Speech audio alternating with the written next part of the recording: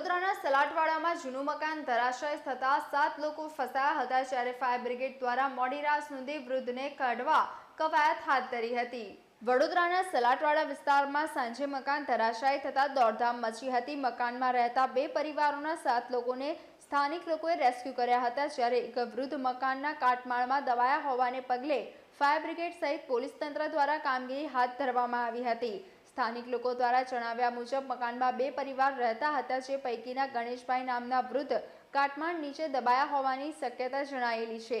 અન્ય સભ્યોને રેસ્ક્યુ કરવામાં આવ્યા હતા। બનાવની જાણ થતાં જ વડોદરા ફાયર બ્રિગેડ દ્વારા જેસીબીની મદદથી કાટમાળ ખસેડીને વૃદ્ધને બહાર કાઢવા માટે કામગીરી શરૂ કરવામાં આવી હતી। બનાવની જાણ થતાં પોલીસ અધિકારીઓ પણ ઘટના સ્થળે દોડી આવ્યા હતા। જાણવા મળ્યા મુજબ કોર્પોરેશન દ્વારા ગયા વર્ષે જ આ મકાનને ઉતારી લેવા માટે નોટિસ અપાઈ હતી, પરંતુ વર્ષો જૂના મકાનમાં 2 પરિવારો રહેતા હતા। રાત સુધી વૃદ્ધને કાટમાળ નીચેથી બહાર કાઢવાની કામગીરી ચાલુ હતી।